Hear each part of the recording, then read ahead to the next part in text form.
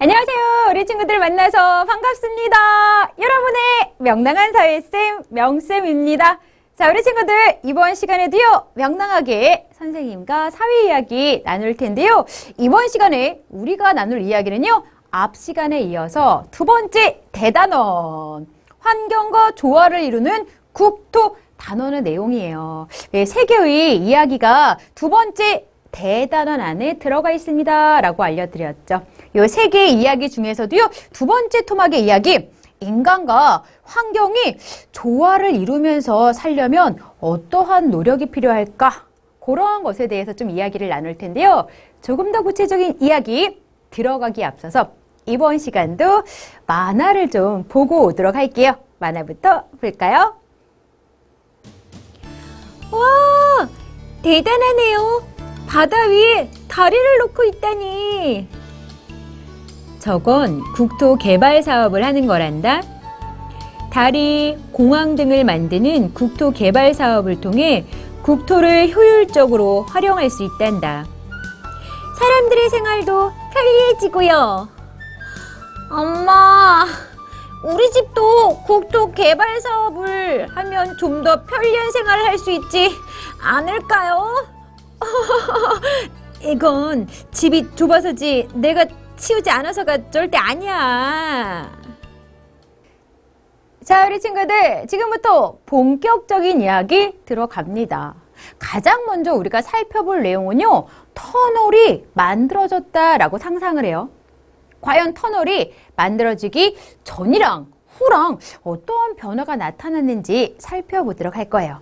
먼저는 터널이 만들어지기 전은 사람들이 이동할 때 어떤 불편을 겪었는지 그것부터 살펴보도록 할게요. 높고 가파른 산이 있어요. 그 산에 구불구불 경사진 도로가 놓여져 있었어요. 이러한 도로를 이용해서 산을 넘어가야 했기 때문에 사람들이 위험을 이렇게 느끼곤 했대요. 산을 넘으려면 위험한 도로를 이용해야 했다. 게다가 이 위험한 도로를 천천히 가면서 산을 넘어가는 데 걸리는 시간도 꽤 많이 걸렸다고 합니다. 그래서 사람들은요, 산을 좀 더 빠르게 안전하게 넘어가기 위해서 산의 구멍을 뻥 뚫었어요. 그렇게 해서 만들어진 새로운 통로가 터널이라고 불려지는 겁니다. 이런 식으로 산에 터널을 뚫고서 터널을 이용하여 사람들이 오가게 되자 좀 더 빠르게 이동할 수 있게 되었고요. 안전하게 산을 지나갈 수 있게 되었다라고 합니다. 그렇지만 여러분, 이 그림에는요, 또 하나의 내용이 숨겨져 있어요. 원래 그 산이 있었는데 거기에 터널을 뻥 뚫게 되면서 당연히 환경이 파괴되었겠죠. 더불어서 이 산에 살고 있었던 동물과 식물들은 삶의 터전을 잃어버리기도 했겠죠. 이렇게요. 터널은 사람들의 생활을 편리하게 도와줘요. 그래서 터널 공사라는 게 이루어지고 있지만 상대적으로 자연환경을 파괴시킵니다. 그 안에 살고 있는 동식물의 삶의 터전을 빼앗고 있어요. 라는 식의 문제도 같이 가지고 있다라는 걸 알아두셔야 됩니다. 그러면 다음으로 넘어가 보도록 할까요? 자, 이번에는요, 지역에서 나타나는 여러 가지 문제점을 해결하기 위해서 어떠한 시설이 필요한지 알아보도록 할게요. 지역에서 발생하는 문제 4가지가 있습니다. 첫 번째 문제는요, 지금 다리가 너무 비좁아서요, 자동차들이 쉽게 오가지 못하는 그러한 모습이 담겨 있어요. 차가 저쪽에서도 오려고 그러고 이쪽에서도 가려고 그러는데 너무 다리가 비좁다 보니까 서로 부딪혀서 오고 가고 못하고 있는, 오도 가도 못하고 있는 그런 모습입니다. 자, 두 번째는요, 이제 버려지는 물을 깨끗하게 바꿔주는 걸 정화시킨다라고 표현하거든요. 그런 식으로 폐수를 정화시켜서 버려야 되는데 정화시설이 제대로 갖춰져 있지 못하다 보니까 그냥 마구마구 더러운 물들이 하천에 버려져서 물이 오염되고 있는 문제가 일어나고 있는 거예요. 세 번째, 어머머머머, 우리나라는 여름에 비가 엄청 많이 오잖아요. 홍수가 일어나면서 집도 물에 잠기고 농경지도 물에 잠기는 그런 모습이 담겨져 있어요. 문제죠, 문제. 그리고 마지막으로는요, 포장이 되어지지 않고 더불어서 매우 좁은 길을 차들이 오가면서 아이고 털컹털컹 거리는 그런 불편. 또 도로가 좁다 보니까 차들이 빨리빨리 못 움직이는 그러한 문제가 담겨져 있다라고 볼 수가 있습니다. 이렇게 지역마다 다양한 문제를 앓고 있는데 당연히 이러한 문제점은 해결이 되어야 해요. 해결하기 위해서는 각각 어떤 시설이 필요할까요? 도로가 너무 좁아. 차들이 통행하기 불편해라고 한다면 좀 더 넓고 큰 다리가 필요하겠네. 폐수가 정화되지 않아서 하천이 오염되고 있다면 폐수를 깨끗하게 정화시켜 줄 수 있는 처리 시설이 필요해요. 홍수가 나서 집이나 농경지가 물에 잠겼다라고 한다면 홍수를 조절할 수 있는 커다란 댐이 필요합니다. 도로가 포장되지 않고 길이 좁아서 차가 다니기 어렵다면 포장된 넓은 도로가 필요해요. 그러면 다리도 만들고 댐도 짓고 넓은 도로도 만들어야 되겠네? 이런 식으로요. 국토를 조금이라도 효율적으로 이용하기 위해서 또는 사람들의 생활을 좀 더 편리하게 도와주기 위해서 다양한 시설을 만드는 일들이 국가 차원에서 벌어지고 있어요. 바로 그런 일들을 우리들은 국토개발사업이라고 말을 합니다. 그래서 국토개발이라는 게 필요한 건데요. 조금 더 구체적으로 국토개발사업이라는 게 뭔지 알아보도록 할게요. 사람들이 편리한 생활을 할 수 있도록 요거 중요한 거야. 국가에서 터널을 뚫어준다거나 고속국도를 건설해준다거나 다리를 놓는다거나 배가 드나들 수 있는 항만을 만든다거나 사람들이 살 수 있는 주택단지를 만든다거나 비행기를 타고 내릴 수 있는 공항을 만드는 것 등을 우리는 국토개발사업이라고 부른다는 것. 여러분 이거는 외워줘야 돼요. 국토개발사업은 어떤 걸 하는 거라고요? 우리나라에 살고 있는 사람들의 생활을 좀 더 편리하게 도와주기 위해서 국가가 대규모 건설 사업을 추진하는 걸 가리킨다라고 보시면 돼요. 대규모 건설 사업? 커다란 규모로 뭔가 짓는다라고 생각하시면 돼요. 근데 구체적으로 뭘지요? 다리요, 집이요, 공항이요, 터널이요, 도로요. 이런 것을 좀 구체적인 예로 이해하시면 돼요. 됐죠? 자, 그러면 국토개발이 도대체 왜 필요합니까? 이미 앞에서 볼 거 다 봤어요. 왜 지역별로 여러 가지 문제가 일어나고 있었잖아요. 그런 문제를 해결해 주기 위해서는 여러 시설이 설치되어야 해요. 그러한 시설을 설치하는 게 국토개발입니다. 이러한 걸 통해서 사람들이 편리하게 생활하기 위해서 국토를 효율적으로 활용하기 위해서 그리고요. 우리나라 같은 경우 인구에 비하여 국토의 면적이 좁다라는 특징을 가지고 있어요. 따라서 우리나라는 특히 인구에 비하여 국토 면적이 좁고 산이 많기 때문에 이 좁은 국토를 조금이라도 더 효율적으로 활용하기 위해서 국토 개발 사업을 추진하고 있는 거야 라고 보시면 되겠습니다. 국토개발 어떤 걸 가리키는지 좀 이해가 되었어요? 왜 앞에서 터널을 만들면 어떠한 점이 좋은지 지역에 일어나고 있는 문제점을 해결하기 위해서는 어떠한 시설이 필요한지 그런 걸 가르친 까닭도 이해가 되셨나요? 터널을 만들어야 해. 사람들의 생활을 편리하게 도와주기 위해서. 우리나라는 인구에 비해서 국토가 너무 좁다 보니까 게다가 산이 많다 보니까 터널을 만드는 식의 국토개발이 필요해 라고 연결해서 이해하시면 돼요. 됐을까요? 자, 그러면 국토개발 사업의 좋은 점과 문제점을 또 확인해 보도록 할게요. 왜 국토개발은 필요합니다. 좋은 점을 가지고 있기 때문에 필요한 거죠. 근데 쌤이 아까 터널을 만들게 되면은 빠르게 이동할 수 있고요. 사람들이 안전하게 이동할 수 있는 좋은 모습이 나타납니다. 그렇지만 숨겨져 있는 나쁜 점도 있어요. 환경이 파괴됩니다. 더불어서 동식물이 살 공간이 줄어들어요. 동식물이 살 공간이 없어져요. 라고 하는 문제점을 같이 가지고 있다라고 설명했죠. 똑같아요. 국토개발사업이라고 하는 것도요. 한정된 자원을 합리적이고 균형 있게 개발하여서 사람들이 풍요롭고 편리한 생활을 할 수 있게 해준다는 좋은 점을 가지고 있어요. 그렇지만 자연환경이 파괴됩니다. 도로 만들면서 터널 만들면서 공항 지으면서 당연히 자연환경이 파괴되죠. 그 과정에서 자연환경에서 살고 있는 동식물이 살 곳이 사라지기도 한다. 이런 식의 문제점을 같이 가지고 있다는 것 연결해서 좀 정리를 하시면 좋아요. 자, 일단은 이번 시간에는요. 선생님과 함께 국토개발 도대체 그게 무엇이냐? 그리고 왜 국토개발 사업이 이루어져야 하는지 필요성. 그럼에도 불구하고 국토개발 사업이라고 하는 건 좋은 점만 있는 게 아니라 문제점도 가지고 있어요. 라는 것까지 공부했습니다. 가장 중요한 건 국토 개발 사업 6글자니까요. 요게 도대체 어떤 걸 가리키는 건지 한 번 더 정리해 두시고요. 여기까지 개념학습 마무리하도록 하겠습니다. 자, 우리 친구들, 지금부터는 국토 개발 사업과 관련된 두 번째 이야기를 나눌 거예요. 왜 우리가 앞에서 국토 개발 사업 필요합니다 라고 열심히 공부를 했어요. 그럼에도 불구하고 국토 개발 사업은 문제를 일으키기도 해요 라는 것도 공부했었죠. 따라서 국토 개발을 할 때 이왕이면 바람직한 모습으로 국토 개발을 해야 되겠죠. 그럼 구체적으로 바람직한 국토 개발은 도대체 어떠한 모습일까? 그 방향을 알아봐야 되겠죠? 지금부터 알아보도록 할게요. 자, 가장 먼저는 국토 개발을 하긴 했는데 자연 환경을 고려하면서 국토를 개발한 사례를 먼저 볼 거예요. 우와, 국토를 개발하는데 자연환경의 파괴를 최소화시키기 위해서 노력한 국토 개발이 있다라는 소리예요.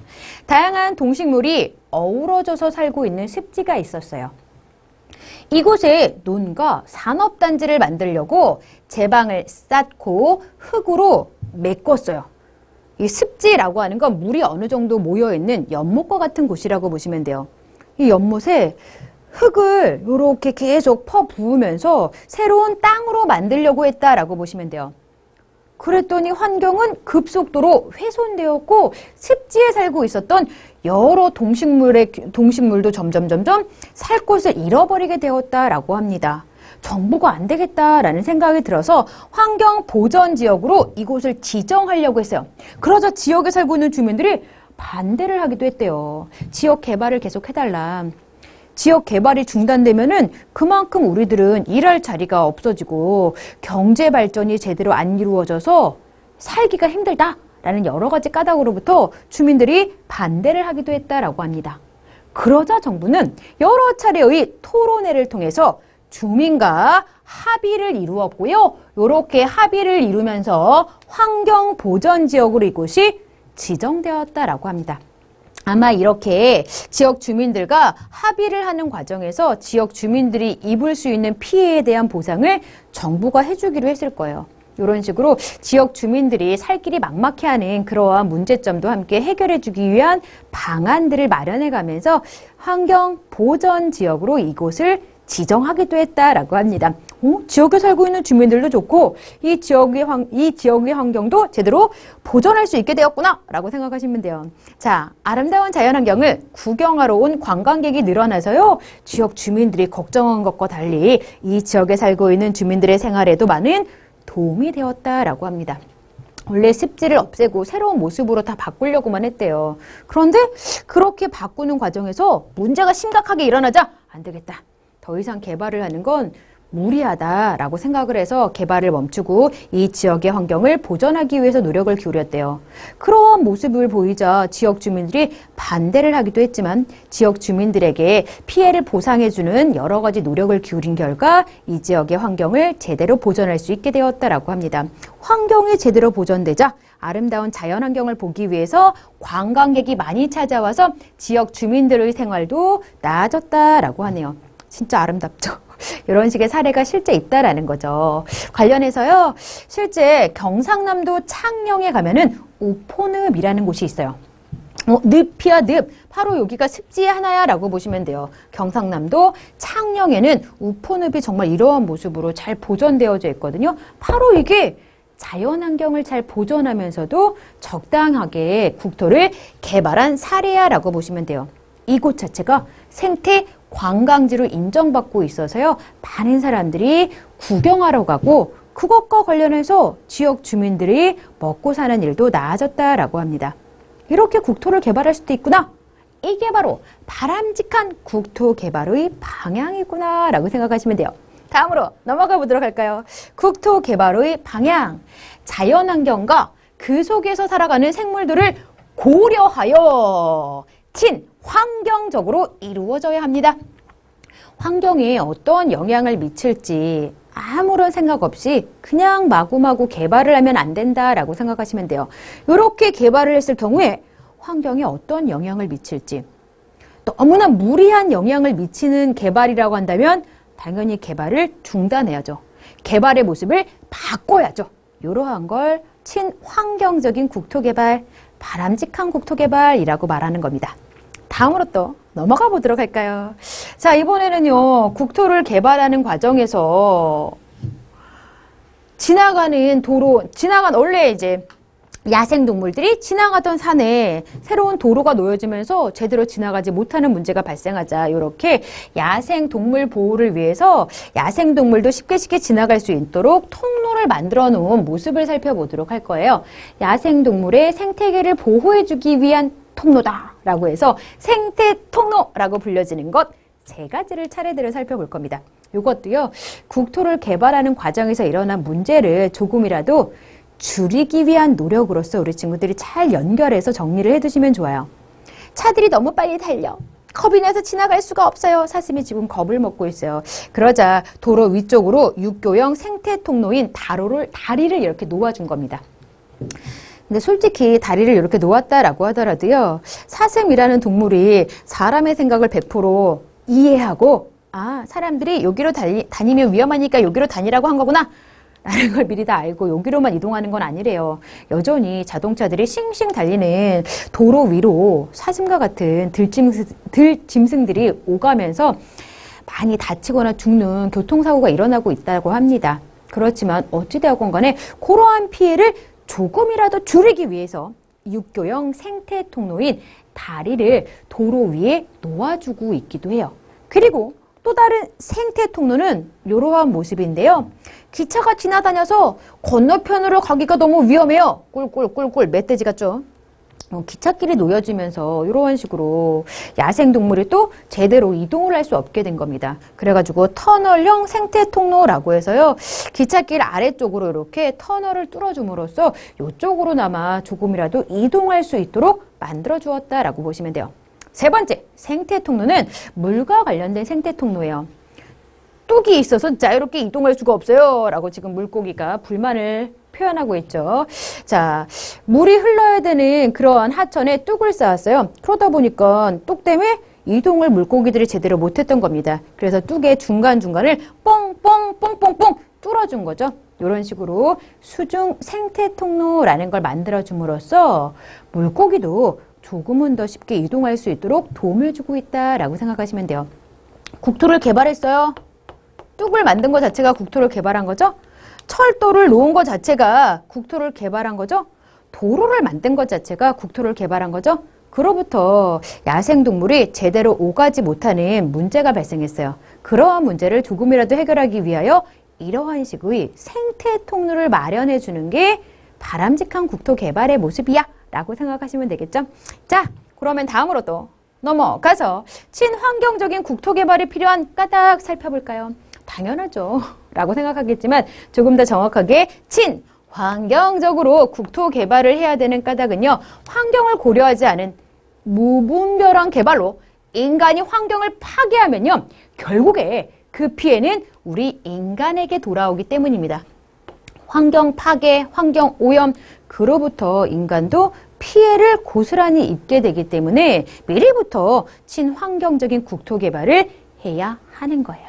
자, 그러면 우리 친환경적인 태도에 대해서도 좀 알아볼까요? 국토 개발은 국가가 하는 거죠.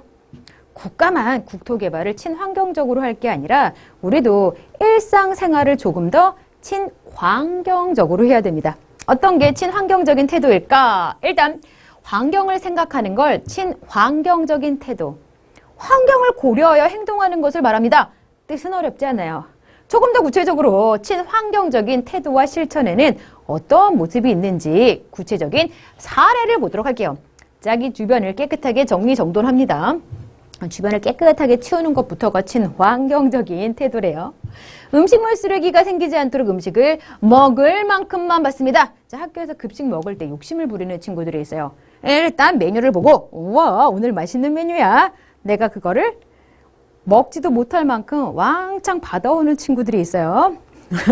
처음에야 다 먹을 수 있을 것 같았지만 결국에 못 먹고 음식물 쓰레기로 버리더라고요. 그러지 않도록 적당량만 덜어다가 먹자라는 소리죠. 더불어서 주변의 동식물을 아끼고 사랑합니다. 재활용할 수 있는 물건은 그냥 버리는 게 아니라 종류별로 나누어서 분류 배출을 해야죠. 각자 하나씩 화분을 가꾸어 주변 환경을 아름답게 만드는 것도 필요할 것 같고요. 요거 우리 친구들이 많이 지켜줬으면 좋겠어요.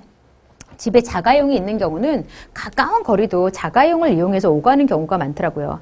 여러분은 튼튼한 다리와 쌩쌩 달릴 수 있는 자전거 정도를 아마도 갖고 있을 거예요. 가까운 거리는 차로 이동하는 게 아니라 걸어가거나 덜어는 자전거를 이용하는 모습을 실천하면 좋아요. 이러한 것들이 하나같이 친환경적인 모습이야 라고 할 수 있습니다. 자, 친환경 표어 만들기도 우리 친구들이 직접 해보면 좋을 것 같아요. 환경을 생각하는 여러 가지 실천의 모습을 담아서 표어를 만드는 방법이 있을 텐데요. 뭐 대표적으로 떨어지는 물 한 방울, 전략하면 나라 사랑, 물 아껴 쓰자라는 거죠.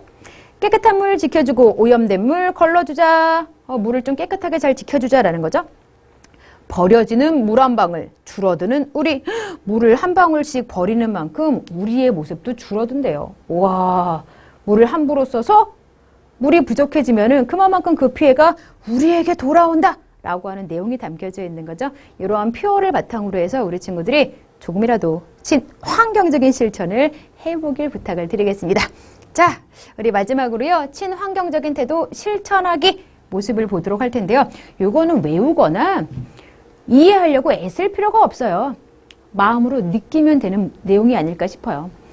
환경의 소중함을 알고 인간이 환경과 조화를 이루며 살아가는 방법을 찾아서 생활 속에서 실천하는 일이 무엇보다 중요합니다. 선생님, 친환경적인 태도가 뭐예요? 이런 거 질문할 필요 없다니까요. 여러분이 마음으로 내 주변을 이루고 있는 다양한 환경을 소중히 아껴준다면 그거 자체가 친환경적인 실천이 될 수 있을 거예요. 가까이 환경이라고 하는 건 단순히 동식물만 가리키는 게 아니잖아요.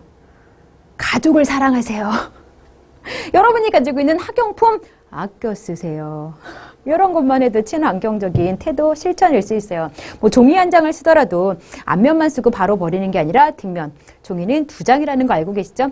눈에는 한 장이지만 양면으로 종이를 다 쓰면은 2장이 될 수도 있다는 거 알고 있잖아요. 그런 식으로 내 주변에서 내가 사용하고 있는 나와 관계를 맺고 있는 환경에 신경을 쓰고 그거에 조금이라도 마음을 많이 써주는 게 친환경적인 모습일 수 있다라고 명쌤은 생각합니다. 우리 친구들이 그러한 실천을 다양하게 벌일 거라고 믿어요. 됐죠? 이렇게 해서요. 바람직한 국토 개발에 대해서 쭉 살펴봤습니다. 우리 친구들 오늘 공부한 내용도요. 관련된 문제 풀면서 복습하면 좋은 거 알고 계시죠? 일단 개념 정리는 여기서 마무리하도록 할게요.